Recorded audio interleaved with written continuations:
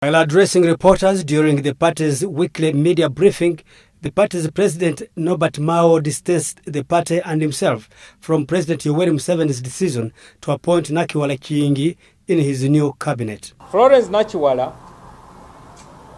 was approached by the Catholic Church, who had been approached by Yoweri Museveni. I was briefed about the conversations that were going on, and I was asked for my opinion. This is what I said.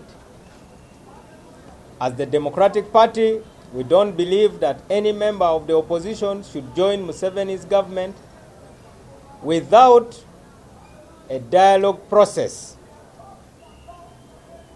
that can enable the country to heal after the polarization of the last elections. According to Mao, the former Buganda Kingdom Tourism Minister was advised against accepting the offer, but the decision was entirely hers to take. I then added that I leave it to the Honorable Florence Nakiwala Kiyingi to search her heart, her soul, and decide in accordance with her conscience.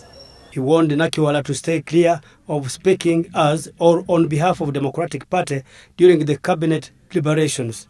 Mao also had a candid message for President Museveni. If she goes into the cabinet, she does not go there as a representative of the Democratic Party.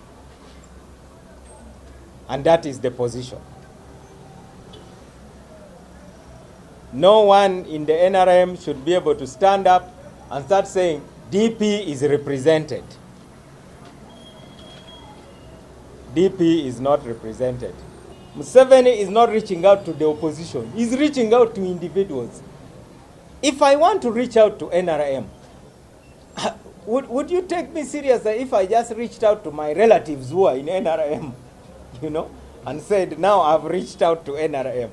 I must reach out to the Central Executive Committee. I must reach out to their National Executive Committee, and so on. We expect Museveni to be serious. So my final comment is, Mr. President, you are not serious. The DP president is worried that Museveni's latest attempt at building a coalition could suffer the fate suffered in earlier attempts. He urges Nakiwala to tread carefully as she takes on her new role. We always believe that a good turn deserves another. But sometimes you give a good turn and you don't get another good turn. In the 70s, our hero, Benedicto Kiwanuka, the first Prime Minister of Uganda,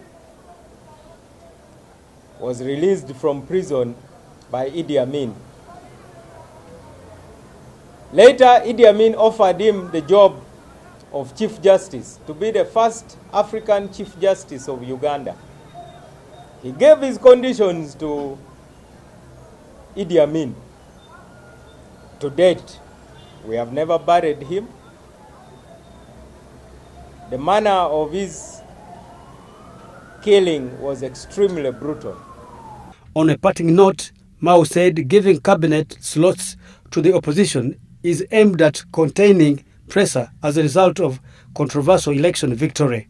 Inclusion of people like Betty Amongi, UPC, Florence Nakiwala, DP, Betty Kamya, Uganda Federal Alliance, in the cabinet is nothing but despicable tokenism and falls far short of any expectation Ugandans may have had that following a disputed election marred with unprecedented rigging and post-election brutality and continued repression, an inclusive government based on a consensus reached through a national dialogue process would be formed. In a dialogue process, the direction of the country would be negotiated. We reject tokenism because it simply means trading a few crumbs for a fair share of the loaf of power. Mao also scoffed at President Museveni's approach of fighting corruption. Museveni will not win the war against corruption unless he becomes born again and offers leadership by example. You cannot exhort your flock to drink water while you gorge yourself on wine. Sooner or later, the flock will follow your bad example. Therefore, the fight against corruption requires a level of moral authority that Museveni lacks. He cannot point out the splinter in the eyes of his followers because he has a log in his eyes.